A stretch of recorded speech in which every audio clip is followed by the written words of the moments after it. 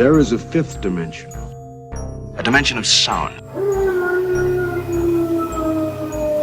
Damn it, Frank! We tell him to be quiet. I spilled my hot cup of Uranus again. A dimension of sight. Hey, Arch.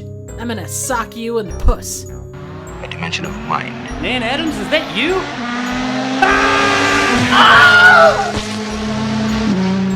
Next stop, the Twilight Zone. What's going on, everyone? Welcome to the Fifth Dimension Twilight Zone podcast. I am your host, Nick. I am here to, or we're here to, I always say I'm here to, but we're always here to talk Rod Serling's favorite podcast. Always. His We favorite, don't leave. you know, he's been passed away. When this ends, we just sit Yeah, here right. and wait till next week. Exactly. This is our life. This is our Twilight Zone. I'm stuck in a box. I'm stuck as a Yeah, cartoon with my hand. You ever wonder know what happens? You What's wanna know that? what happens? Like when my nose itches, like I can't scratch my nose. Well, the can't- good thing, the good thing is the thing that we don't show is once the lights go out, once the episode ends, I can just reach over and touch Triv's nose and scratch it. Oh jeez, I don't We're want actually you in the reaching same. over We're in the and same box. We're like the Brady Bunch. It was All more twisted three? and weird. Oh, Like it dude. comes off screen. It's like, Why you touching yourself? Why you touching yourself? Anyway, But Moving yeah, we're here to talk Rod Serling's favorite podcast because, of course, he listens to us every single day. You know, he's been gone for quite a long time. yes, that's long distance call. absolutely. Right. Yeah, right. I want to join Rod Serling. In death. Maybe. Well, what you need to do first of all is Yeah. get Oasis cigarettes, the smoothest Okay. taste, and it'll get Okay. you there. Yay. I can't smoke though because my hands are stuck at my side. We can put it in your mouth and just go. I can't get it to my mouth. That's how you look cool anyway. You like hold a cigarette in your teeth, like That is true. That's when you reach out. You go. You Yeah. like you reach down like this and you smell. you come out with the third arm. You're like, Yeah. and then the fourth arm comes up. Or a and goes, third leg. Jeez. I'm not a tripod. That's not how women work. Even Avatar women. What about Amazon Women of the Moon? Well, that's a different story. Bullshit or not? Yeah, exactly. So, anyways, we're here to talk about The Earth is made of soup. Series. Yes, the moon is made of cheese. All that The good Earth stuff. is made of soup. There we go. We're also on audio feeds like Anchor and YouTube and Amazon Music and all that good stuff. Audio boom. Audio I boom. don't even know what that is. You say it every week, and I always look forward to it for some reason. Audio boom. I mean, you Audio do boom like of- the booms, so you know. Oh, kaboom. Ka-choosh. Anyways, today we're talking about a new episode, but first, the people you've already heard, I'm going to introduce them anyways. Of course, explosions. But we have- Explosions! But we have Triv, who just came off a live stream earning money for a good charity. Triv, Yeah. you want to talk about that real quick before we begin? We're doing a charity for this thing called Lupus Walk 2023. Basically, this lady over in the UK started this whole thing. She's walking from Liverpool, England to somewhere in Germany, over 2,000 kilometers, which is about 1,200 miles. And there's all kinds of smaller charity things built around it. And all the money goes to lupus research. So Yeah. I think except we for good made cause. like, yeah, exactly. I think I'm between the done. streams, I'm going home. I think between the streams that we're running tonight, which it's Thursday night before this airs, I think they made about $200 tonight, 250, Nice. which is really good considering all the small streamers that are doing it. So Nice. So the other person below me, as I always say, is of course, you're Jacob blowing, the Nazi. you're blowing Jacob. Yeah, Jacob the Nazi from Jacob What? Anders What? Reviews. Oh Jesus, Whoa. things got weird, folks. Yeah, I know what Jacob, he's don't say talking about. Nazi. Yeah, Jacob, don't say Nazi answers. Triv, you made. I put this in the chat saw on it, Twitter. yeah. Oh, okay. So Jacob, let's talk Yes. about this for a second. Talk So to me. you had said something about on the Eye of the Beholder, which I don't remember about Nazi, or you like I don't said I'm either. sorry, and don't like remember it. somebody made a comment about it, and I'm like, I think they said something about The fact that you had to apologize because you said the word Nazi. Yeah, and something to do with our society and all that. And I mean, I get, I Yeah, don't, I'm I not didn't making read fun that. of the person who wrote that. I was just really confused. I'm like, wait, Well, Jacob says a lot of things. Like, what are you yeah, talking I do. about? Sorry, I what? probably did. I'm trying to think because I don't remember the exact thing. It took me forever to find the episode. You probably got a lot of views today because I just clicked through a lot of your videos trying to find it. Oh, I that's where finally that 100 found it. views came from episode. Yeah, I finally found it, but I didn't watch. I mean, I'd already listened to the episode, but that was damn shit. That was probably 8 months ago. I don't know, but Yeah. um, I I guess I at some point said Nazi, and I think when I did, I said sorry, you're not supposed to say that or whatever. I'm not being serious though. I mean, it's like this thing on YouTube where it's like, oh, there's certain words you can't say, and people like don't say them or they say words that sound like them or something because they think they're gonna Yeah. get. I don't know about those channels. My channel, I just go buck wild and like I say whatever, and I've never been called out for it, or like YouTube's never said anything to me about it, but I like joke around about it, like, oh, I'm sorry. And I mean, admittedly, and I think I put this in the comment too, nothing against the guy. I mean, I don't know what he was specifically saying. I didn't read too much into it. I think he was saying something about how apologist society or something like, or everybody's too afraid to do anything totalitarian or something. I'm not sure, but Authoritarian, I think they said. oh yeah, yeah, I yeah, didn't know. I literally didn't know how to respond because it was meant towards Jacob. So I'm like, maybe I should send this to Jacob, see what he says. yeah. I didn't take offense. I didn't know how to respond to it. I didn't like. I don't think. I could be totally wrong. If you're listening, sir, let me know. If so, if you're like, no, fuck you, you're an asshole. Tell me in the comments. But I didn't take like offense Are to you it. I think Dennis he was Leary? just using it as yeah, you're an asshole.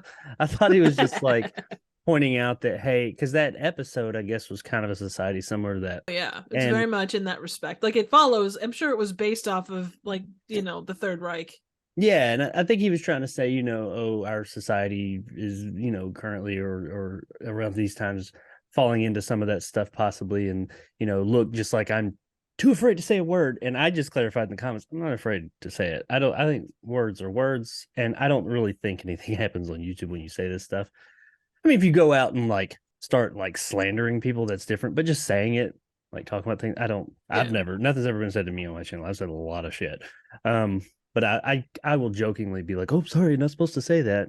And I am on somebody else's channel, so I try not to. Yeah, I'm Right. like, I didn't know I was neutering Jacob when he came No. on the podcast. And I think that's why I moved the filter away so Jacob could actually be Jacob, that type Yeah, of I thing. remember telling you that when you guys asked me to come on after I was on episode 8. So hey, you want to do this full time? I was like, well, yeah, but I mean, my mouth gets me in trouble sometimes. Just is that okay? Oh yeah, sure, okay, cool. Because I remember you also telling me one time, like a few episodes after I've been on, you're like, I tried to keep this thing kind of family friendly for a while, but no, it's just fuck it. Yeah, because like it was I like have that effect. it was like Jacob be talking. It was like that sketch in Wayne's World where they're at the Sam Makitas. They're ordering stuff, and it's just like I would like Yeah. and some I'm like, oh man, Jacob won't be able to, we won't understand what Jacob's saying ever. So I was a sailor in another life, but Oh, more yeah, power that to whole you. thing. yeah, we're all adults. We can curse. I Yeah. don't care. I'm not No reaching for 14-year-olds are anything listening to our podcast. I don't think. If you that are, we know of. comment below. Exactly. But yeah, it was a comment. We saw your comment today, sir, and I didn't take any. I don't think I was supposed to take offense to it. I don't think he was like pointing a finger at me so much as more of just like, hey, see how somebody feels that way. So, Yeah. I and would maybe agree what with I that. said, me saying that kind of proves the point as well. I don't know, but it's cool. Well, I Thanks mean, for listening, watching, whatever you did. Well, the thing about the Twilight Zone and Rod Serling, as his daughter has put it in his like tweets and stuff like that about what he said, he would like some of the stuff we talk about, he would agree with because it's a lot of stuff he's talking about is dealing with Nazism and fascism and Well, it's a big deal the back way of the then. world.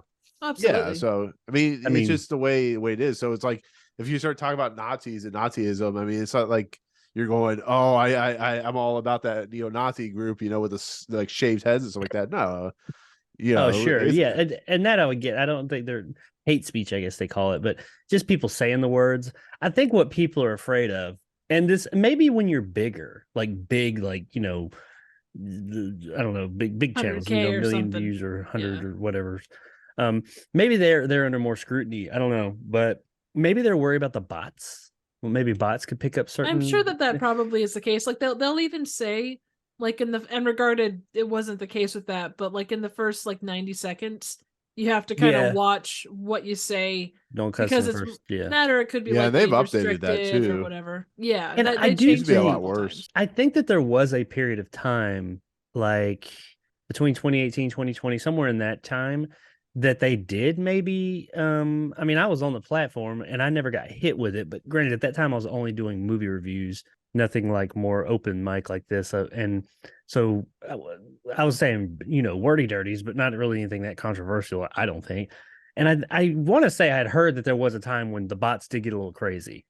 Like you had to like really watch what you're saying. Probably around that Copa time or something like that. Yeah, that I don't didn't know. help. Maybe. I never experienced any of it, but Yeah. my channel is not as big as some. So Yeah, I mean, it is what it is. Like I said, we're not mad at the person who commented because I always love, unless somebody like something completely vulgar and like bigotry and stuff like that, I don't really care. You Sure. can comment. I just didn't know what to say, so don't think I was ignoring the person. But with that said, I what's commented. actually, yeah, Jacob commented. So which it actually didn't show up in my email, my Gmail account of like you commenting, which is always a weird thing. So you mine doesn't either. Responses, initial comments, I get notifications of in my account, but like responses, I never do. There's been like big long in some of the larger reviews I've done, like battles going on in my comments. I didn't even know it, and then I'll be going through like later on sometime and be like, "Holy shit!" There's like 20 comments under this one. These people bitching and moaning, and I come in 20 down. It's like, all right, guys, just chill. It's just a movie. It's like, okay. Man. But anyway, So with that said, thank you for So commenting. the Twilight Zone. Yeah, the Twilight Zone, the most bigoted. No, just kidding. I'm Anyways, gonna edit myself this video in he's actually recording it, so he's actually doing a rival podcast, just using our same God, footage. this mother, I'm just sick and tired of this bullshit.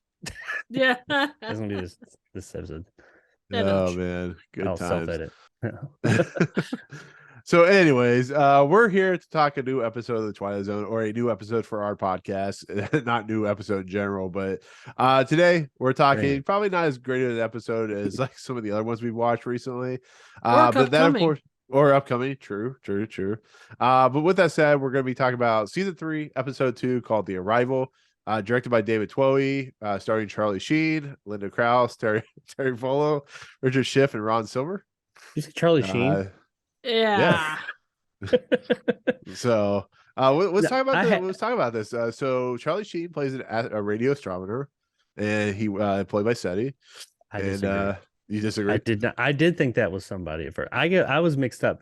The main guy, I guess, is that Harold J. Stone? Sheckley. Harold J. Stone was the mechanic. Yeah. Oh, the mechanic? Who was? Oh, wait, guy? what? No, that was Harold J. Stone. Sheckley was the main guy, right? Yeah. Let me like go this back on track. I was just joking, by the way. That was The Arrival, the 1996. Over my fucking head. And we just talked about The Arrival last week. Oh yeah, I actually was waiting for. I've been waiting for that joke for a while. I was hoping like I hope people would get that joke that there's a movie called The Arrival. At the end of last episode. Yeah, I think we both did. And now this week I'm like, did he look like Charlie Sheen? Fucking idiot. Anyway, that's okay. No, I thought when that guy came on, Sheckley, I guess Harold J. Stone. Is that? Yeah. Okay, I got his picture pulled up here. Now, when you edit this, you need to pull these two gentlemen's pictures up. I thought at first, I was like, holy shit, it's a young Clancy Brown. Yeah, because he did. It does kind of look like him. He looked in the show when he first comes on and he kind of turns. I was like, wow, that's Clancy Brown. Look, he's really young. I was like, wait a minute. Maybe he's the father. That far back. Clancy Brown's older, but I don't think he would have been younger than that. Grandfather. Let's just say grandfather. But then, this entire episode, we'll just say the grandfather or Clancy Brown. Mr. Krabs. Me money. But no, but or the Highlander, the Cregan. Anyway, then after that, I was like, it's not Clancy Brown, no way. I was like, it's George C. Scott. It did. I saw that too. It's like, holy shit, this guy like sounds and looks like George. Yeah, exactly. He did look like George. And C. the Scott. Changeling. Great movie. But he was actually, I think George C. Scott by that point was probably, I don't know, that he could have passed for that age, but I think this guy was probably a little bit younger than George C. Scott. I could be wrong. Well, I mean, George C. Scott was born in the 40s, wasn't he? Well, yeah, I guess this guy was actually maybe a little bit older. I don't know. Yeah, the guy Harold J. Stone was born. Oh no, George C. Scott was born in 1927. Oh wow. Yeah, see, I thought George C. Scott was older, But he favored him a lot, both of them. But I swear I thought it was Clancy Brown at first. If I didn't know, if you told me this was like 1980 or 1977 or something, I would have been like, "Yep, that's him. That's Mr. Krabs." SpongeBob. You got me money. Yes, but Mr. yeah, Krabs. but with that said, we are talking about The Arrival, which is directed by Boris Sagal, written by Rod Serling. Production code 4814, original air date September 22nd, 1961. Stars Harold J. Stone, Fred Wayne, Noah Keane, and Robert Karnes. Okay, so The Arrival. This is the episode I talked to Triv a little bit earlier before Jacob came on. We were trying to remember if we have seen this episode before. I don't remember anything about this episode. I know, Jacob, you don't remember anything about this episode. Triv didn't even remember. Oh, you did? I remember. Wait. I Are we remember sure the we're talking aliens about with The their Arrival legs turned 1996? backwards like dogs. But oddly enough, it wasn't in this version. And I kept thinking something about tiger's blood. Was the actor wearing glasses with tape in the middle? Oh, good Lord. Here we go. No, I don't remember anything about this. Yeah, no, in all seriousness. Take a yeah, shot Triv, every time. Take a shot every time they reference the movie The Arrival versus the Twilight Zone episode The Arrival. well, You're to be going to fair, be it's dead probably, in the next 10 minutes. to be fair, it'd probably be more interesting to talk about that Arrival than this one. Jesus. This one's so Okay. terrible. Oh, you meant did I remember it from when I watched it 20 years? No, I mean I didn't remember it from this afternoon. I don't remember it now. Yeah, I watched it like a half hour ago. I'm like, I don't know what the hell is going on. I was too This busy. is definitely like, gonna be trying one of the ones when we're rating wherever it falls, like 6 episodes from now and you go, well, this one, do you think it was better than The Arrival? I'll be, which one is that? It's like, And I will what was remind it? both of you because I'm the only one with a steel trap memory. Yeah, and go. I'm gonna be like, all your memories are only where's the 2D. 60 millimeter shrine at? You're Let's just right. put it. Yeah, but in all honesty, like it's an episode that's not very. I mean, do you guys agree? Even after watching it, it's not a very memorable episode. It really There are isn't. It bits of doesn't. it that Well, yeah, it has a good it has a good setup, but it's just like once it starts going along, and even when we'll talk about this, the synopsis, Rod Serling's like, we're gonna give you 90% of the jigsaw puzzle. I'm like, okay, cool. Like we're gonna have something really cool for this, and then when the jigsaw piece puts together, it's like, okay, so instead of putting like a cool Star Wars puzzle together, instead we get some picture of like, this some was random- like 17 years before Twilight or before Star Wars. well, I get that, I understand that. I'm just saying, like it's like I that. know, It's like I that. know. It's well, no, I'm like instead of that cool Star Wars picture, it's just a picture of the desert with chocolate milk or something like that. It's so stupid. Okay. It's not the most memorable episode, obviously, because none of us remember it. But I mean, that's not saying much when it comes to me. But it's not the most memorable episode, but it's not the worst episode. But I am going to be curious to see where it falls on our list because agreed. it's not. We'll get into it. There are moments. It's kind of like an M. Night Shyamalan movie. There are moments that make you go, but then it goes places, and you're like, Yeah. okay. Yeah, this is more There were moments that Lady made in me the go, Water "Huh." than it is Sixth Sense. Well, This is more Yeah. like Avatar or The Last Airbender, whatever the fuck you call that God, movie. it's better than that. Ugh. Anyway, moving on. Old. Old. Yeah, we'll go there. It's it's glass. Yeah.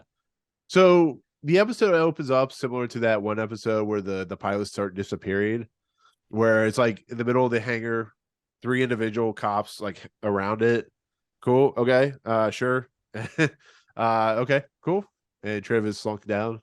Sorry. You, I'm are you tired. I ha- just got off entertaining like a whole bunch of people for almost 3 All hours. right. So, well, 2.5. Yeah.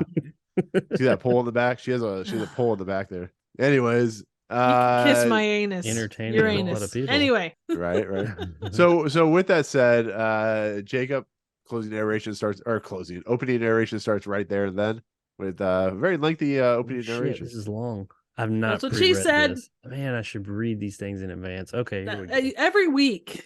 Yeah, man. I always do better when I read them in advance. So hopefully there's no big words. This object, should any of you have lived underground for the better parts of your lives and never had occasion to look toward the sky, is an airplane. Its official designation, a DC-3. we offer this rather obvious comment because this particular airplane, the one you're looking at, is a freak. Ooh. Yes. Now, most airplanes take off and land as per scheduled. On rare occasions, they crash. But all airplanes can be counted on doing one or the other. Now, yesterday morning, this particular airplane ceased to be just a commercial carrier. As of its arrival, it became an enigma. A 7-ton puzzle made out of aluminum or aluminium, depending on where you live, steel, wire, and a few thousand other component parts, none of which add up to the right thing. In just a moment, we're going to show you the tail end of its history. We're going to give you 90% of the jigsaw pieces, and you and Mr. Sheckley here of the Federal Aviation Agency will assume the problem of putting them together, along with finding the missing pieces. This we offer as an evening's hobby, a little extracurricular diversion, which in reality is the national pastime in the Twilight Zone. Almost made it. Tripped up. Almost. You did well, though. You did well, Jacob. I love how Serling is kind of snarky at the beginning of this. Yeah, he's just I like hanging the out comment. We're going to give you 90%. You figure out the rest. I like that. Yeah, I'm sitting here going, okay, cool. This is honestly like the opening narration gives a cool setup. We're introduced to Harold J. Stone's Sheckley character. We understand he's part of the FAA. I like the fact that it's TEA instead of TWA, which is a callback to TWA, Trans World Atlantic. And I'm like, cool. Here we go. The opening shot too, and I still can't put my finger on it because I watched it not too terribly long ago. The opening shot of the plane in this hangar all by itself with these people guarding it called forward, honestly. Something probably called back to it.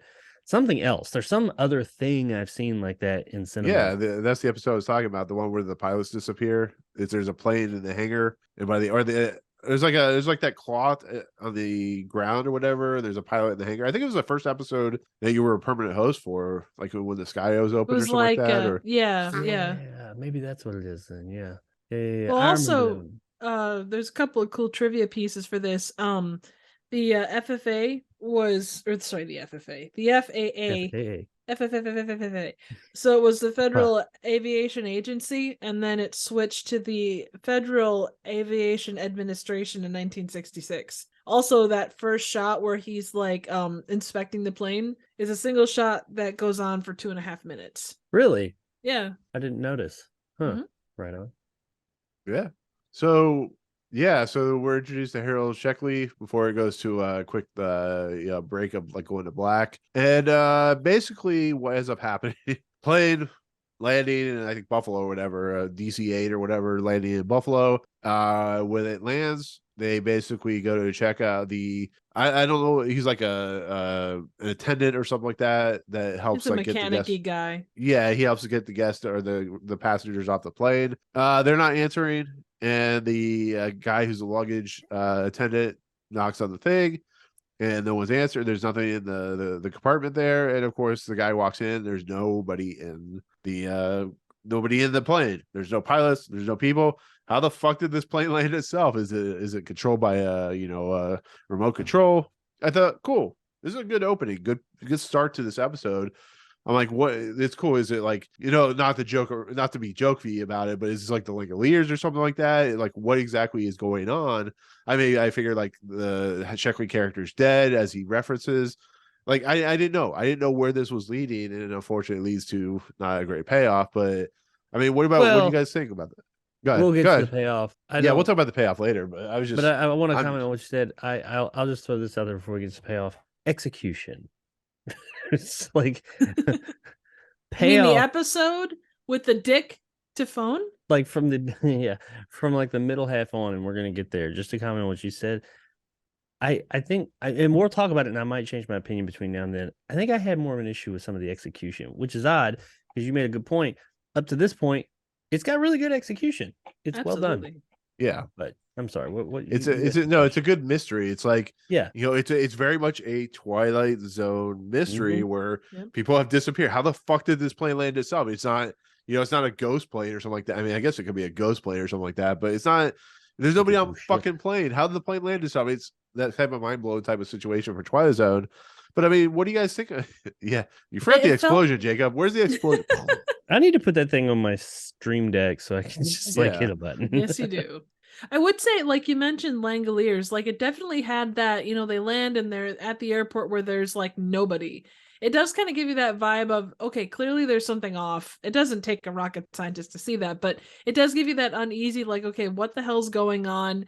Who killed who's dead, who's not dead? Like your brain kind of does go to a lot of places that may or may not pay off well by the end of the episode. Did you guys get the feel like they did a good job of conveying the feeling of this is a more of a supernatural or timey-wimey, something along those lines.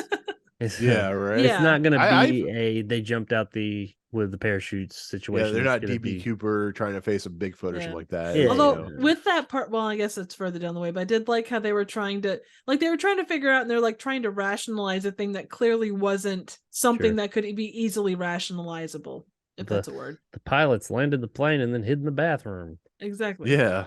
And then they ran out secretly. They hid in the storage compartments like Han Solo's Millennium Falcon. Exactly. Right, It's kind of right. that idea of Occam's razor too. Like the simplest explanation, regardless of how weird, is the most logical.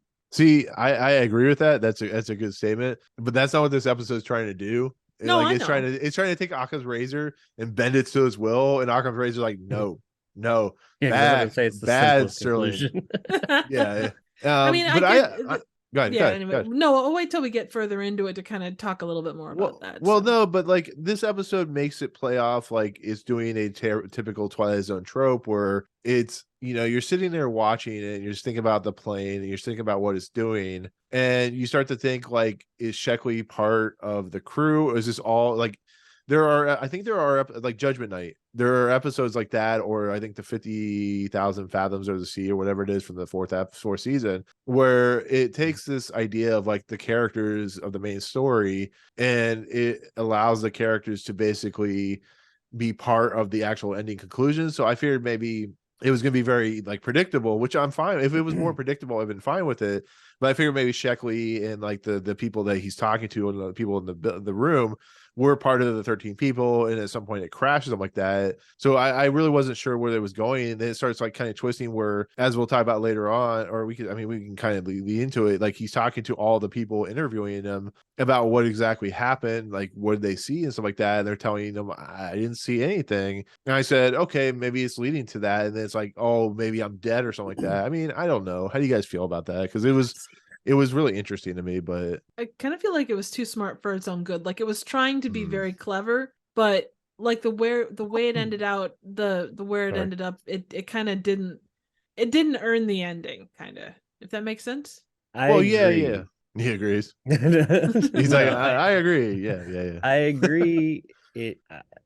I think it's too smart for its own good to a way, but I think one of the things I have is when we keep talking about the end because not much happens before the twists, and I feel like I wish they had conveyed there was like we got an exposition dump to explain what was happening, and I wish they had done it in a more natural way. I don't know how you do that, especially the whole thing that is going on, which we'll get to in a minute. Like it didn't feel natural. It felt like they stopped and said, hey, let me give you this information that you need to understand what's going on. And it's not like story information. It's like, hey, here's a real world phenomenon. Apparently now that you have that, let's move on. Oh, it's that's right. That's what I was gonna say. Like as you're reading or as you're listening to him make the accounts and you're learning about Sheckley and his 22 years of involvement, it's actually giving you pieces to his psyche is like his way he thinks and stuff like that. But I have a feeling, I get this feeling that as Triv said earlier, she didn't actually say this during the recording of this recording, but Triv, you had brought up a trivia point where this was a holdover from season 2. Which I mentioned before about how TV series have been known to do that.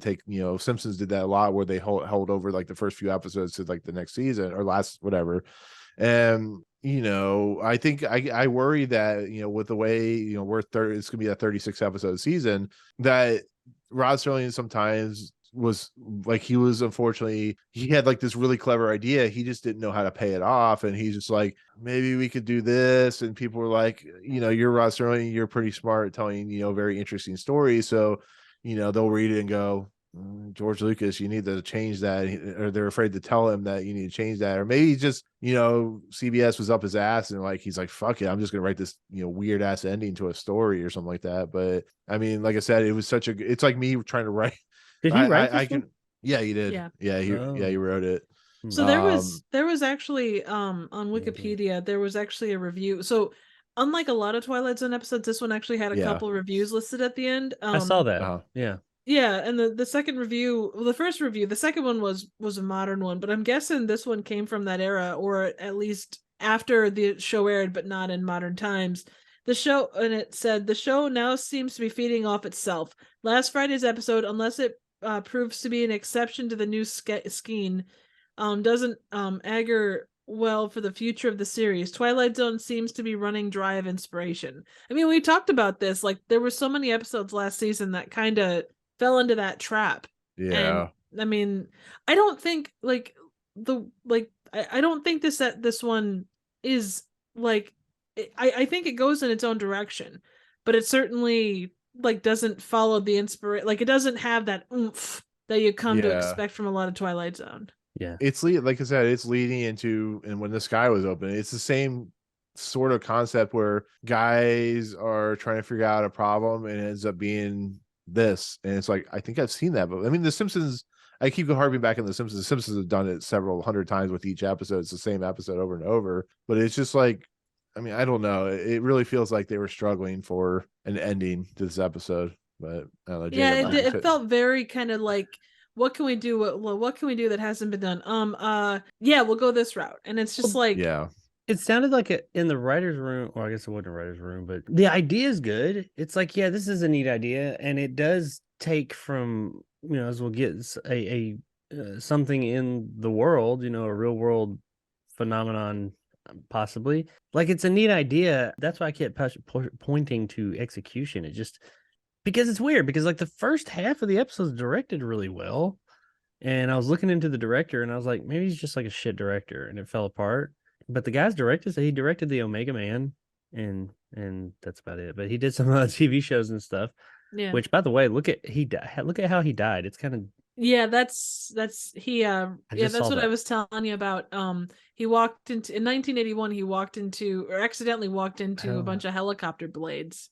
Yeah, he exited the helicopter at a Travelodge and went the wrong way and ran into he was partially decapitated by running into the rotor blade. And the fact that there's a scene very similar to that at the back half of this too is just, oh yeah, oh ooh.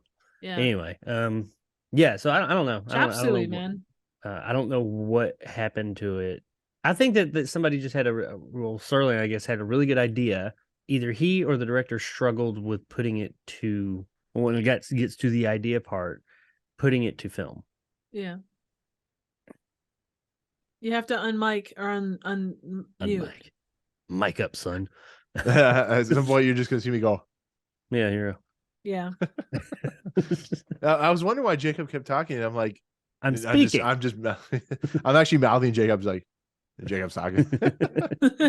No, but so like I said, it gets into, he starts like really questioning what's going on, and then they come to this like interesting conclusion where, he starts saying, he like, okay, I'm deducting this. It really interesting stuff. And then he asked about the seats. He said, you saw blue seats, right? And he's like, yeah, well, I saw blah, blah, blah seats, a different color. And then this guy saw a different color.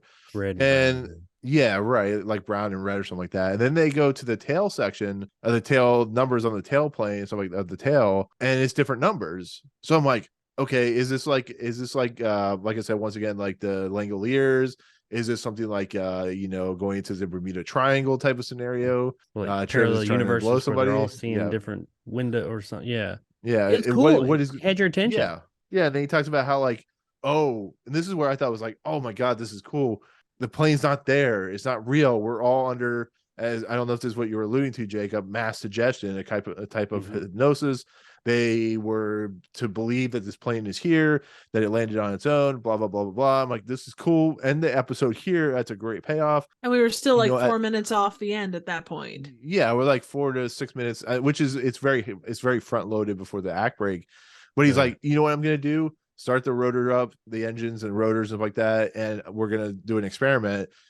Cool, this is gonna be cool. We're gonna learn about maybe he was part of the plane, something's gonna happen, and then we'll talk about the ending. But I mean, that leads to the act break. Like, what do you guys think about that stuff? Like the idea of like the mass suggestion, they get into what that is about, which is a really cool explanation. You know, Sheckley keeps seeing deja vu with the names on board and stuff like that. But what do you guys think? I thought everything leading up to the act break was I was on board. I was cool with it. I was like, yeah, what's going on? What is the mystery here? What's happening?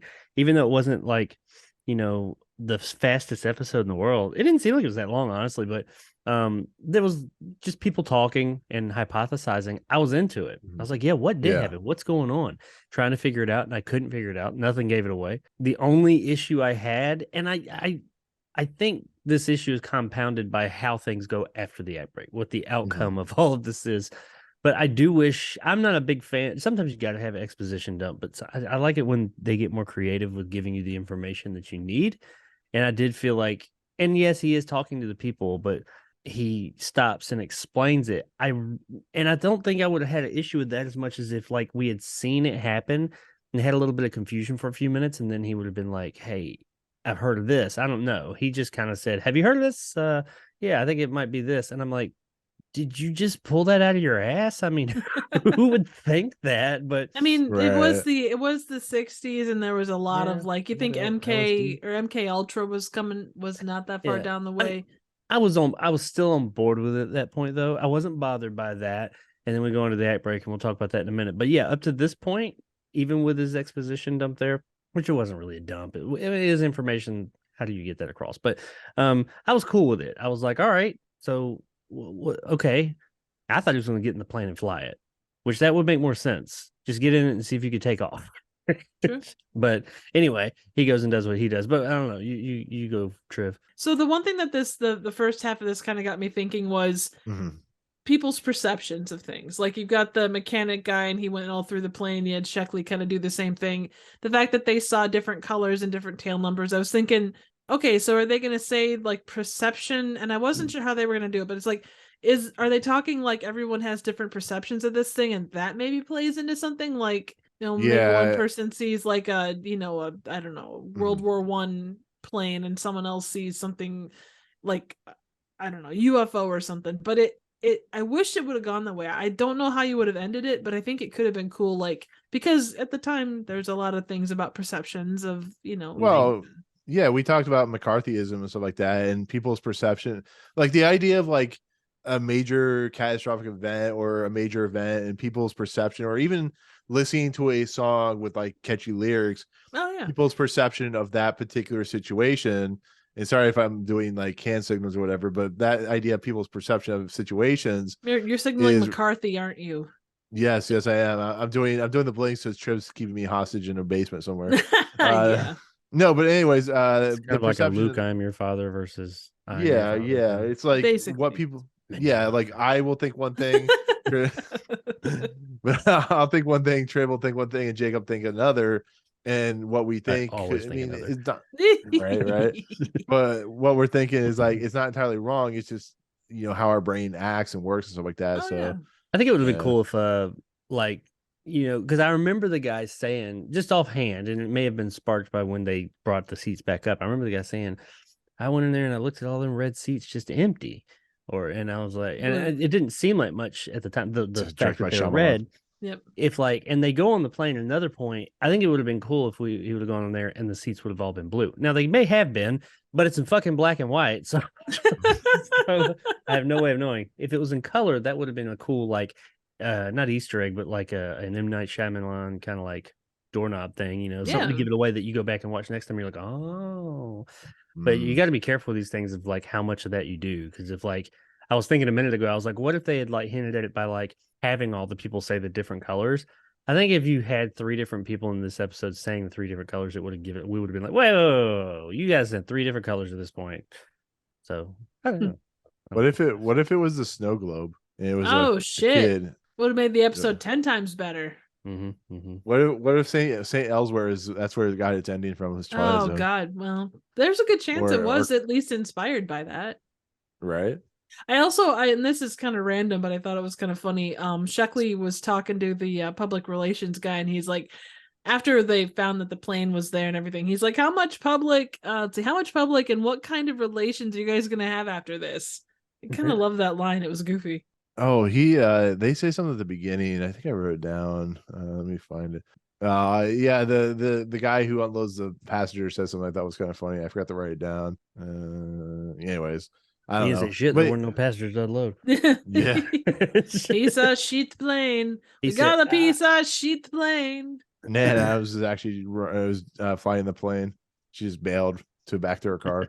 Yeah, fair. She can She's materialize. Dr. Professor Xavier. Exactly. Mhm. She can project herself. Yeah. Powers grow as the seasons move on. Right. She's So the anyway, boss. exactly. Yep.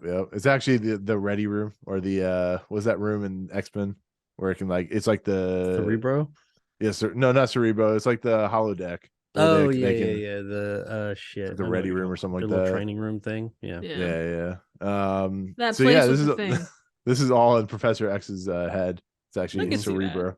So, anyways, with that said, the act break, it leads to some promising ideas. Even after the act break, they've turned on the plane, they turned on the propellers. He's like, I'm going to stick my hand in the propellers. I'm like, okay, this is a precursor to the Twilight Zone movie with what's his face and the kids and stuff like that. So Victor he's Morrow. like, right, yeah, Victor Morrow, yeah. He's like, if I die, just tell my wife I died. I'm like, what, can you throw a rock? Can you throw anything into this propeller? Like, No, like send a fucking arm. cat, like throw a cat into it, do something. Just like you're gonna kill yourself over Just try and some fly the idea plane. of this.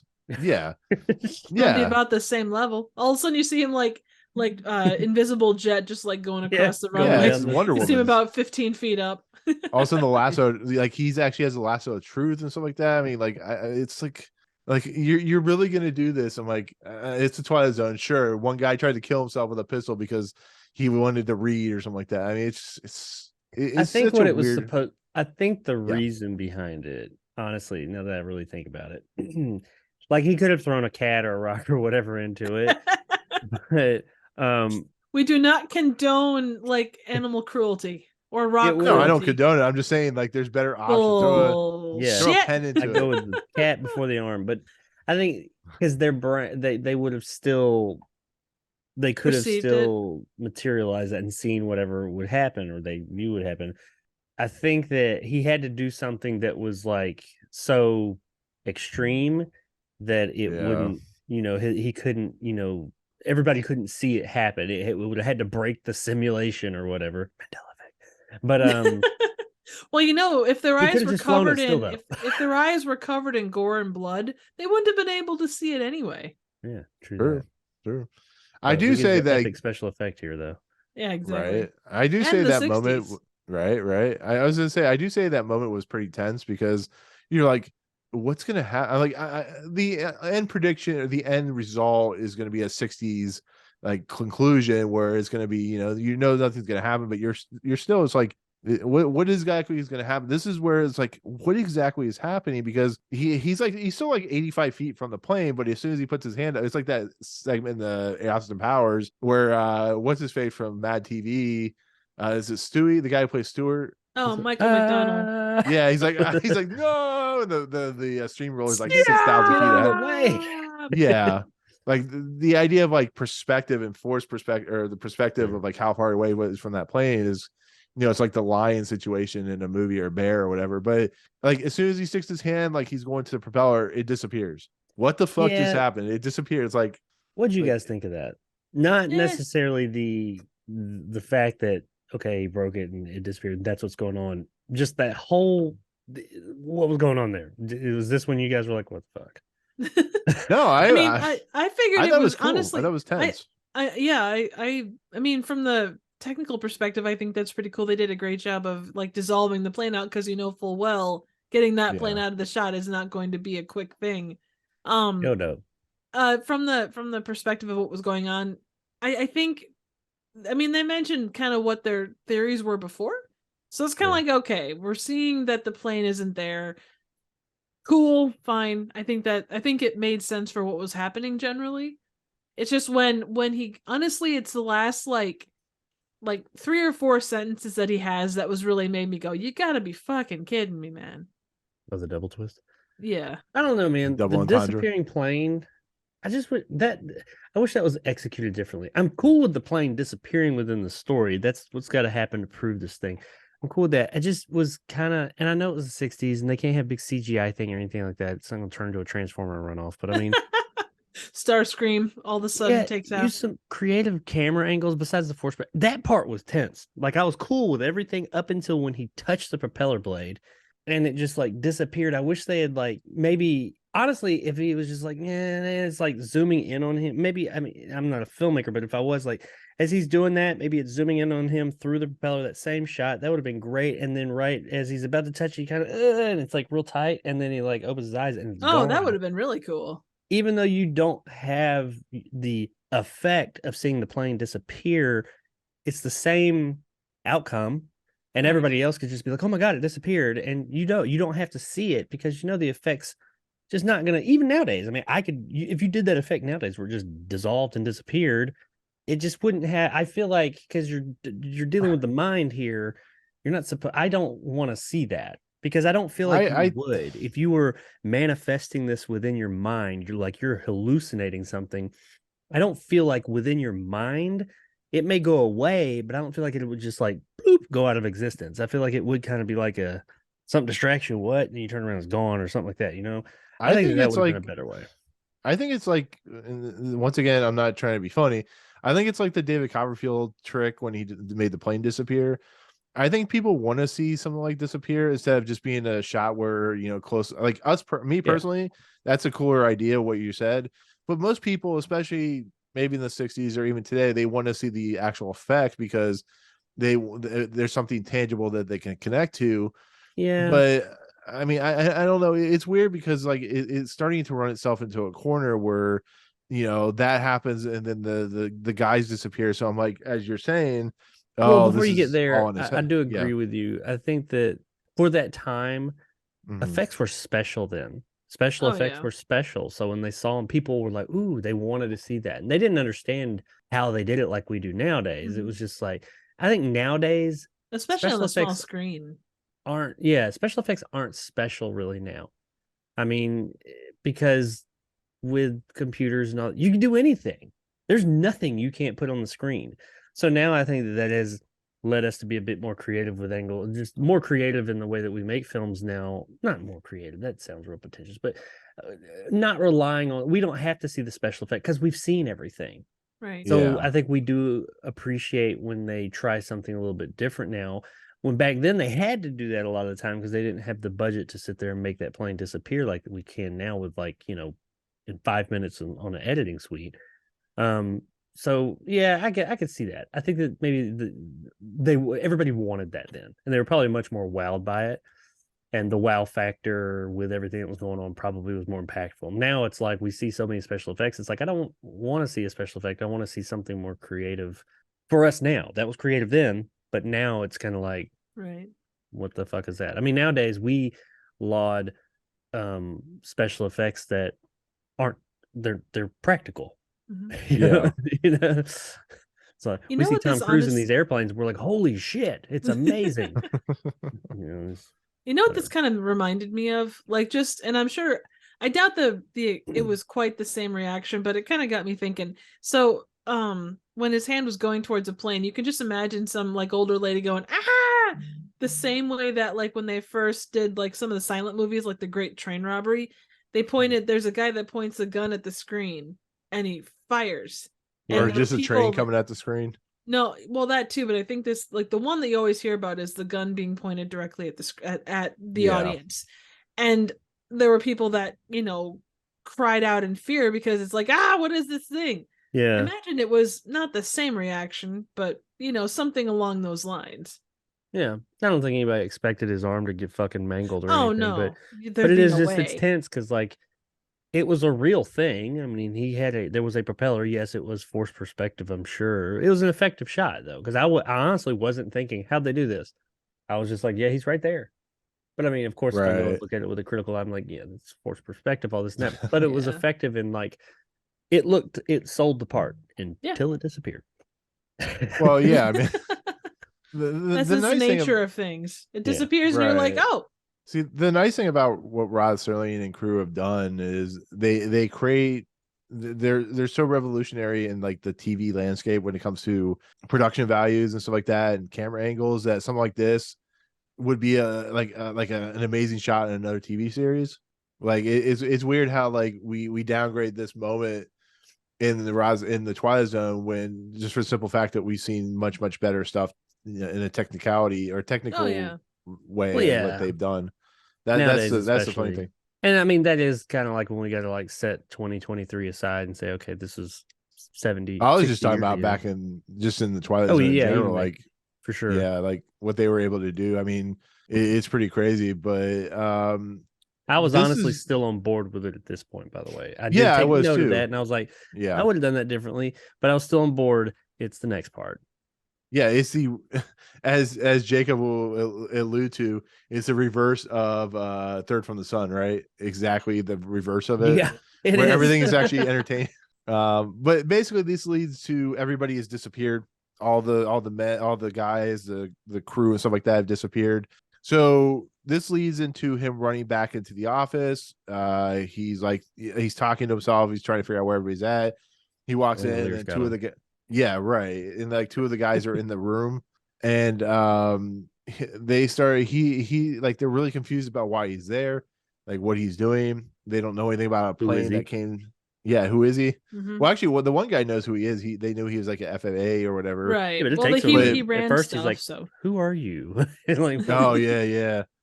But it leads to the kind of revelation about what exactly is going on, where this guy Sheckley looks down and sees one of the guys reading the newspaper, and it's of the Hollywood starlet. Who cares? It's just it's an actress that landed in Buffalo on this flight that it was apparently nobody was in the plane. Basically, it turns out to like, you know, he's trying to explain to him there was a plane that landed with nobody on it, and like, okay, cool, you have this segment where, you know, the whole situation, what are they dealing with, but as we're going to talk about the revelation that happens, he's been an FAA attendant, or I don't know if he still is. It's not really kind of clear, but he was 17 years ago. There was a plane that the only time, this is similar to like Rayman, where they talk about Qantas and stuff like that, where they never had a crash. But in these 22 years that he was at FAA, whatever, one time there was a flight that crashed. It was flight 105 or whatever, and it was a TEA flight and whatnot. disappeared. I'm sorry, disappeared in the fog. Right, right. And so he's basically, for the last 17 years of his career or life, has basically unable to solve this. So it's caused him to lose his sanity. Therefore, he's clinically insane. One, you got to ask yourself, how do they let somebody clinically insane on a tarmac in the middle of an airport? Yeah. And so he's like wandering with no security, no police. He's wandering down the tarmac, drops on the ground. Yeah. He's screaming and yelling, I could have solved this, blah, blah, blah, blah. And they nicked me or whatever. And then the episode ends. I'm like, what? Okay. Who's going first? Well, my thought is, yeah. So my question is, I can see this kind of going one of two ways, and Nick and I kind of discussed this. Mm. On one side, it's an ego thing, like, and I didn't realize that he had gone insane. Is it an ego thing? Well, so here's where I'm coming from. I didn't see him as going insane. What I saw was a guy that was like, it'd be like, you know, that one that got away, the one that I was never able to solve. Why didn't you leave any clues of where you went? Oh, so you're saying it's like Casablanca, the one that got they do talk about multiple times to it, like this is the guy, he always gets his man, he always figures it out. And he even says a few times, like, it may take a while, but I always figure it out. Nothing. He has a phrase like, he says, I always figure, I don't remember what he said, but he pretty much, he's the guy. He will always figure out what's going on, and he always has. But apparently this was the one who got away from him, and I guess that kind of broke his psyche over time or something. Yeah. So there's the ego side of things where it's like, oh God, I didn't get this one. It could also have been a sad thing, like, oh, there was one I wasn't able to do. It's like that one Malaysian flight that disappeared and no one ever found Yeah. it. So it was kind of like that sadness of those poor people and everything, like, and that maybe aided him because despite his best efforts, he couldn't find it. That's where I kind of came down with this, like one of those two, but I really couldn't narrow it down as to which. Either way, it was something. It was like a pin in the back of his mind that just wouldn't go away. And that's fair and all. That's a good observation. I mean, I like it. I really do. But the problem is you're leading up into this whole idea and scenario, and then it's like that swerve that happens, like you're not expecting. Like for instance, you're on a roller coaster, and all of a sudden you get that like really hard left turn or that loop that you don't expect, and it actually hurts your back, and it's like I don't know. I guess I feel like you could use that ending, but make it more structured, like caress it a little bit better, because basically it's an ending where you have all this great execution lead up, as Jacob has alluded to, and even you have alluded to, Trev, and then you just like pump the brakes. You're like, "Ee!" And you just like swerve it like Nan Adams in a F1 rally or something like that, or like a one of those races or whatever, and you just completely just like bank a curve that's so tight that doesn't make any sense and actually like hurts your brain. And that's what it's doing here. It's just like it doesn't make any sense. It doesn't serve a purpose to anything, but this guy's been on a quest to figure out this situation. So you just kind of threw out everything that was cool about it and just kind of tossed in an ending that you felt was like get the people into the next episode or whatever. And that's my major problem with this episode. It feels too tacked on, that it doesn't make any sense. It feels rushed. Yeah, it really does. It feels like it didn't caress. I like to say caress because like you're caressing the script or whatever. You're like you're adding shit in and stuff like that. It just felt like, I don't know, Rod Serling just didn't know how to end the story. Lead us on a journey, Jacob. Come with me on a journey. All right, so I get what's going on here, and I do not have a problem with the story of this story. I thought it had a double twist. Thought it was neat that they went with this presumably real world phenomenon of the what do they call it? Mass suggestion. Mass suggestion. Neat. Okay, cool idea. Things start to fall apart a bit. Now I still get it and I like parts of it, but things start to fall apart right after the plane disappears for me. First of all, the people disappear. Why?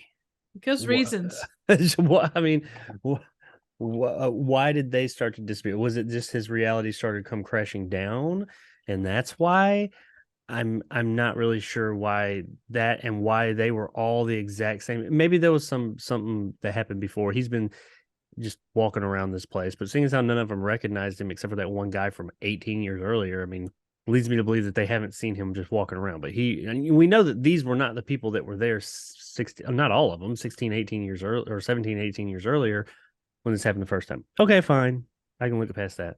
Well, and one thing, if you don't mind me saying so, sure. I would assume that I assumed that he had continued to do the job like after that crash, like that he continued to work. Yeah. So he would have run across at least the main guy.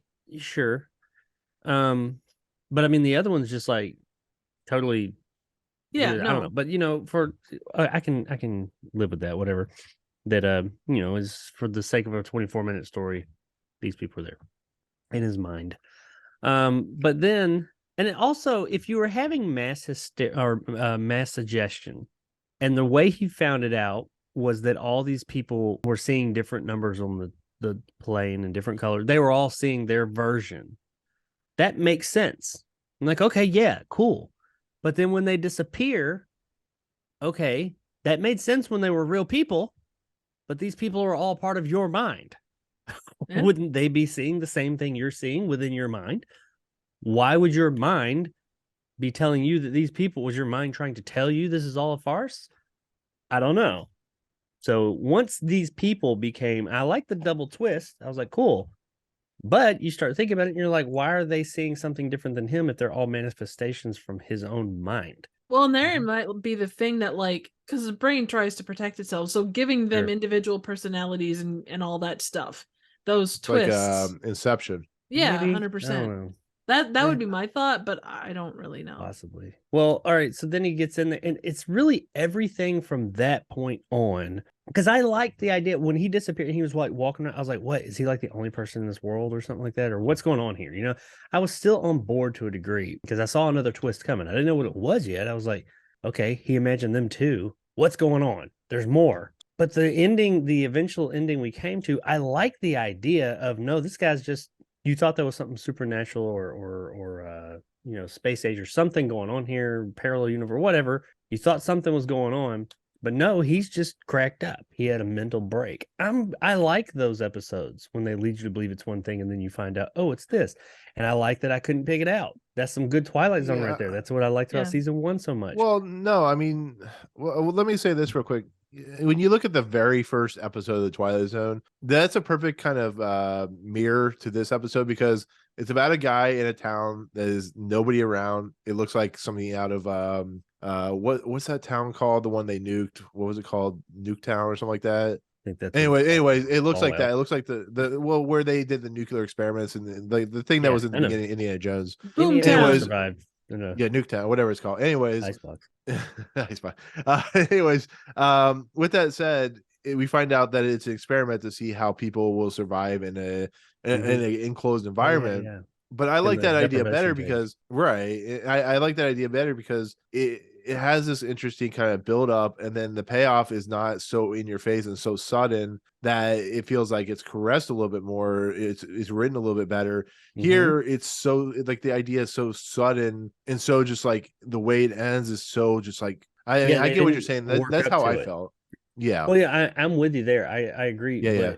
It's just everything after that. I mean, you said rushed may be the problem. It's just like everything after that just seemed slapdash in comparison to how everything else was. I'm cool with the idea and where it ended, how he just had this mental break and now he's just falling apart and his reality is coming crashing down. I like that idea.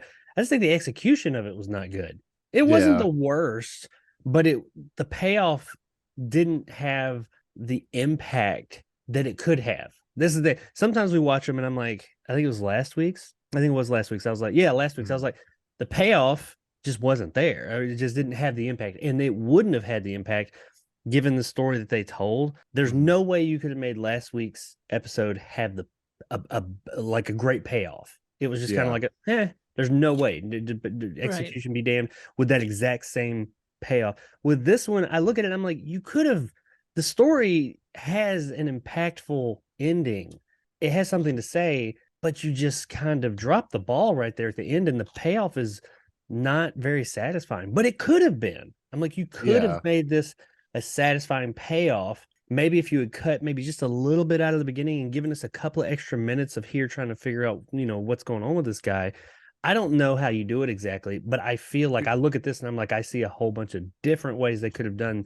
Yeah, because you're dealing with PTSD. Yeah, PTSD is like because that's what just better, right? Yeah, because the PTSD thing is very prominent in just how it plays out. Because very much from the war, PTSD from the war, the psychosis problems that were coming out of the war, and how do the doctors deal with like this situation? Because World War II, of course, was a huge thing on the back of Rod Serling's mind, as well as what I think was the Vietnam or Korean War at this time too, somewhere around here. Vietnam would have been probably 60s. Yeah. Okay. Well, I mean, there's always a conflict, but anyways, I think that's a little bit of what Rod Serling was trying to go for, is just the psychosis, PTSD problems that people. Was it? Okay. I think. I think the Korean was like the 50s or something. Anyways, Korean was the early 50s, early 50s. It was in the 50s, mostly. Yeah. I don't think I think at this time we weren't in a direct conflict, but Vietnam was about to heat up with us. I think I could be off. It was about to rev up, yeah. But every 10 years there's a conflict. So yeah. Exactly. Because the reason I bring that up is because like I said, once again, Anne Serling, who is Rod Serling's daughter, posts his thoughts and ideas that he expressed as his life was going on about his beliefs and who he was and whatnot. And one of the big thing he always talked about, at least the couple of tweets that he posted, was the idea of like how psychosis and PTSD was a really big thing on the back of his mind. And that's why you see a lot of that in these episodes, and especially here, because it's a guy who literally is just dealing with such a traumatic event of him being able to not solve a problem that it's affected him on his day-to-day basis, which is one, as Jacob has alluded to, I mean, even Triv has alluded to as well. It's fine. I have no problems with that as an ending, because it does make for some interesting commentary. But as Jacob has said, it's so slapdash and just kind of sudden that it just kind of deflates the whole execution purpose of the episode. So it's kind of crazy, because the rest of the episode was executed great. I mean, so much so that just having some people sit around and talk about planes for the whole time was interesting. I was like, really, there's not a lot that happens in this episode before the whole propeller thing. And that's like the last 5 minutes. Like the end of this episode, it's all people talking about a plane. That's it. And then the last 5 minutes, we get the propeller scene, we get the whole people disappearing and him running up in there. And it's like it's all crammed into the very end. And it's not executed very well right there. No, like I said, it's no 4 of us are dying or Franklin or anything, but I mean, I think it was a little frustrating, because I was like, I see this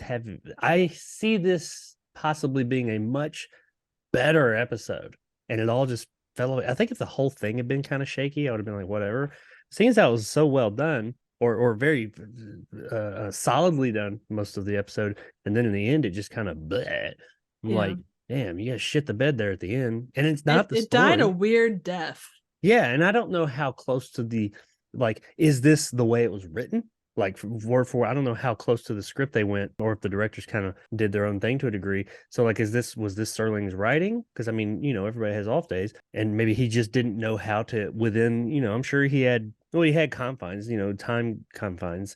So maybe he was just like, all right, we got to hurry up and get there. Or was it just the direction? Because it is the whole idea, it's a very complex idea to get out into the world in 24 minutes without just sitting there and saying, okay, here's what's happening.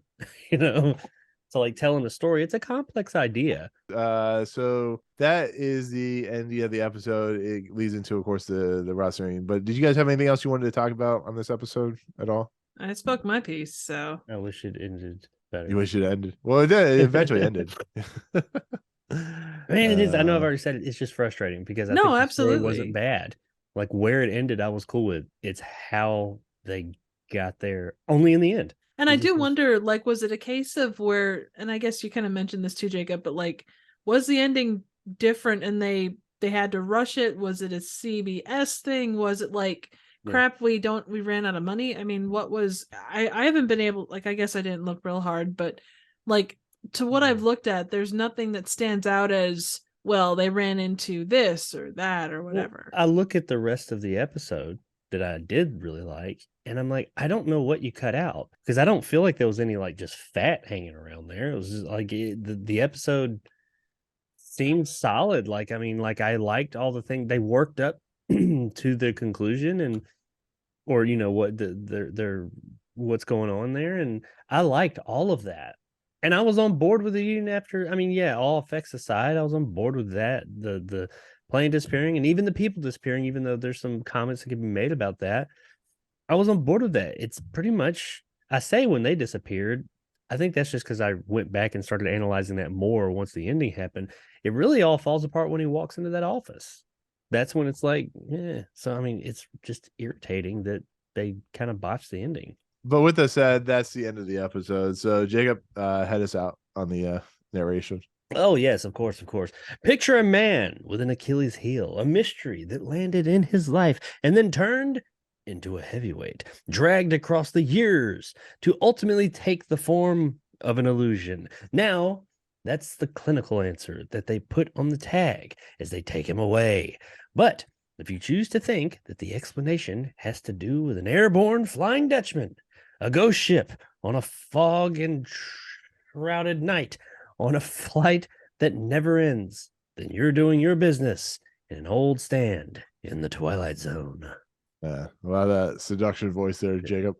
Absolutely. I would expect nothing less. Allergy voice. That enshrouded word threw me for a loop for a second. I was like, fog enshrouded. Hey, you got it out. That's all that matters. Yeah, Right, that's what I always tell her. All right. So with that said, let's head into the last portion of this episode, which of course is always the Twilight Zone ranking list, the greatest list known to man. Even when Sheckley is involved, it just disappears. I can find a way to bring it back. So, anyways, with that said, I'll start it off with where was I looking at? Is this better than When the Sky Was Opened, which is number 47? Which I would say no, but I'll leave it to you guys. It needs to go on number 3. You'll never leave that alone, will you? Nope. What When the Sky Was Open? 47. Well, I mean, which one? That was where the Reno? people keep disappearing, right? Yeah, the pilots. Yeah, the pilots. That's the first episode you came on. Yeah. Okay.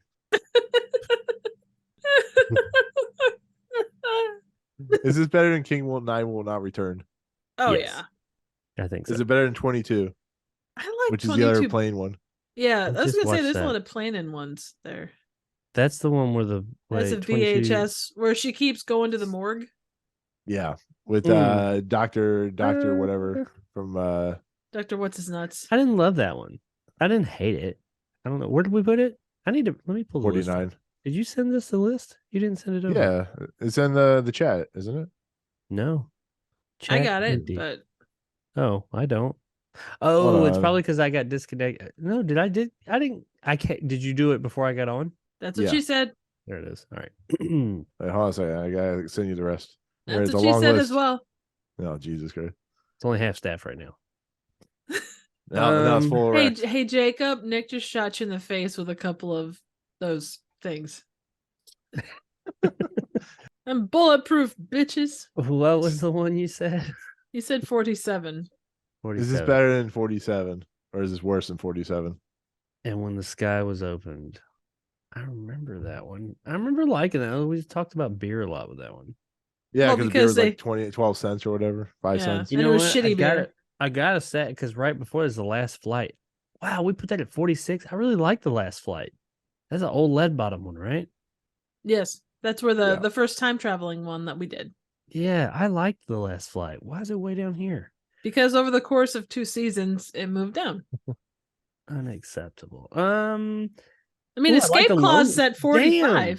Why is The Lonely down here? I like The Lonely better than this. You remember that was the one time you came on before the time you came on. Yeah.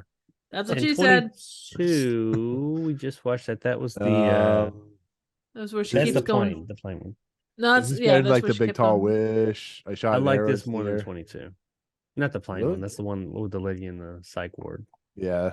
Yeah, I mean, I don't remember hating that one, but I remember having, I don't know, was it videotaped? That might Yeah. be Yes. bad taste. Just thinking of, I mean, right off the top, I'm like, yeah, I like this more. King 9, I Yeah. liked it more than King 9. But me, I'd put it at 49. But I mean, what do you guys say? I'm not the be all end all. Number 3. Okay. It's gonna be a hard sell, but I have faith in you. I'm looking forward to this conversation.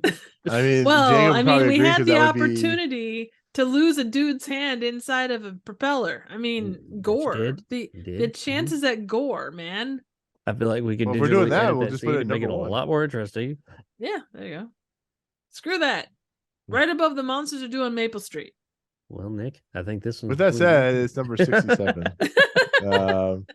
No, I mean, I'm okay. Honestly, What I'm about? okay. I mean, do you think this is worse than The Lonely? Worse than The Lonely? Yeah, Yeah, I like The Arrival. Lonely. I enjoyed The Lonely more than this. Yeah. You think I it's think The better than Lonely was 22? more even across the board. Even though they rushed their engagement. Well, yeah. Well, we gotta cut that part out. This is 60s, and True. they were just banging the whole time. That's all. They were banging and playing like They chess banged them or out of something. existence. Bowls Banged them and right nuts. out of existence. Anatomically Um, correct took it to the face. existence. right. They missed an episode. They missed an opportunity to do an episode where everybody's a Ken doll or a Barbie doll. Oh, Like, nobody God. has any parts. Like, it's like the free will, and then you find out they're just like It's that one where she's at the department store and she Oh, there you go. The after the thimble hours. one. Yeah, the after hours. That's it. Yeah, but they're having sexy parties at night. They They're weren't having always like rugby inanimate parties. objects. I mean, they Right. find, Scissoring. nature finds a way. Yeah, they're like the manager walks in. It's like, who's been playing with the dolls again? Why are they all sexual positions? No, Lord Helmet. Have you Why been did she playing have with two the dolls again? fingers together? You want to put this above 22, Trev? I'm good with that. Yeah, Jacob. I mean, he's the one Above- that suggested it. yeah, Yeah. I said, I just want to double check. I would take the place of 22, but I mean, it's you guys I'm good with it. getting Yeah. your best shot. Yeah, and That's what she we're at a said. point where we're just like splitting hairs on like Fuck the it. actual numbers. So yeah, we'll leave it at that. So yeah, that works. So yeah, so there we go for The Arrival. Of course, new number 49 is The Arrival, the Charlie Sheen movie. Really low for a Charlie Sheen movie. I'm really surprised by you people. Are Well, you not really, kidding? Not every Charlie Sheen movie is a freaking Oscar winner. Right. With These that are Navy said, SEALs. Navy SEALs. This ain't Hot Shots Repo Part Man. Two. Was he in Repo Man? No, Emilio Estevez was Yeah, his brother. yeah. Oh, yeah, true. No, you Anyways, don't get really good weird until fucking you movie. get Joe Estevez, his uncle, and something like Roller Gator. Now that is a classy man. POS right there. Young There Guns. you go. Young Guns 2. Um, They're working on Young Guns 3 now. Oh God, Right. Home Guns.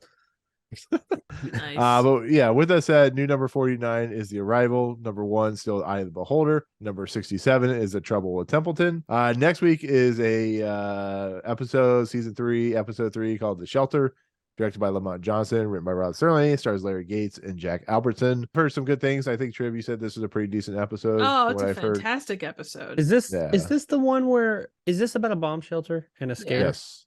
Oh, I remember bits. I don't remember the whole outcome. Jacob, Is it you about gotta save is it there for. hysteria involved? I mean, it's a The bomb shelter. Mass so I'm sure. suggestion.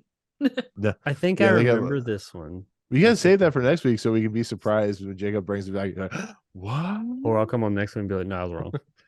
I mean, I thought the lonely was the invader, so But anyways, we'll look forward to that.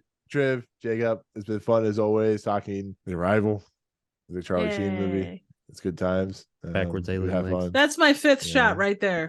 Yeah. So, anyways, Triv, you were in the process of renovating your theater, I believe. I'm not sure at Nope. this point because you're in the process of doing something. I think you're still in a barrel somewhere underground. Who knows at this point? But with that said, you have material. You like I say, you just did a live stream, but you also have stuff coming up. Where can they find that content? You can find me on YouTube at Trivial Theater. You can also find me on Instagram and Twitter at Trivial Theater. Awesome. Jacob, Yep. you are definitely not a Nazi. We can attend to that. Thank you. at We this hope point. so. Yeah, I hope so. I mean, you got a Thanks for clearing that mustache, up. but it's a nice mustache, so it's a little different. Yeah. Though but Jeff, you- I don't know. Can we trust that he's not a Nazi? I mean, he's got like a Hitler stash on his eyebrow. Yeah, he does, but that's okay. Eyelashes. We still love him. But anyways, you have content. I know you're still you're in like the how many Home minutes stretch. to midnight on that video that you're gonna put out. You're like Yeah. you're like 30 seconds to midnight. He's on the you know what I'm doom cock. saying? Right? The Doomcock. But where can they find your Oh, sorry, content for the doom time being? clock. Sorry. No, I'll allow I do have a channel still, I promise. Been a little slow on the content here the past few months, but hit stuff going on. But I will be reviewing at when this releases. It'll probably be just come out or coming soon. I got a movie about the making of. I don't know if it's the making, just the Golden Eye, the game from the N64. It says Nice. it defined a generation. I remember that, but they made a documentary about it, and I got it from a online retailer, and I'm going to review that movie. I was going to do John Wick 4, but by the time I saw it, got home, and actually decided, yeah, I guess I could record something. Everybody and their mama's illegitimate children have made it a review, so I was like, You what's should the do a point? short. Start I doing do have some shorts. stuff coming. It's coming soon. I've actually got some other stuff coming now too. I'm going to be doing some live streams, or at least a live stream soon. And I'm also I have a video coming. I haven't shot it yet, but soon that's going to maybe give like a little bit of insight on, well, what has been going on, what is going on, and what will be going on. Nice. Clear up some things. I've gotten some questions and stuff like that. And I have a video. I'm going to be probably a long live stream I'm going to do where I build something cool, I hope. Nice. Probably the next week or so. If not this coming week, the following week early on. And just some other stuff from there. Coming soon. Excellent. Coming all over. Just coming everywhere. Excellent. Yeah, so with that said, look out for Jacob and his coming ons and stuff like that. Jacob is coming. Anyways, with that said, you can find me at Movie Emporium. That's where I hold all my content, including reviews and all that good stuff. We're also on audio feeds like Anchor, Audio Boom, and SoundCloud, and whatever there are feeds. Please rate, subscribe, iTunes, all that good stuff. But without further ado, for myself, Triv, what's up? Yeah, I got a question. But we gotta get this on here. Okay. When is the one with the trash can people? That's soon, right? That's soon. It's not a trash can, god damn it. When is the one with the trash can? It's a trash probably bin. it's probably 3 or 4 off. Okay. Right? We gotta get a guess for Jacob, that one. And we know who. It's trash people. Trash people. we because as I was going through the comments today, I'd seen all these comments, but I saw them all like at the same time. So looking for that one comment. There's somebody it's episode 14. Oh, so we got a little bit of time yet. Yeah. So 12 weeks off.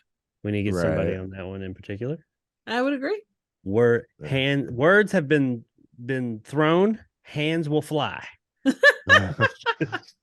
only hands, nothing else. Ready. Exactly. So without further ado, with that said, for myself, Jacob, and Triv, we'll see you guys next time in the Twilight Zone. Peace out, my friend. There's something in my background. Where is it? It's hard to tell. Oh, I think I know what it is. I think it's actually across the room. I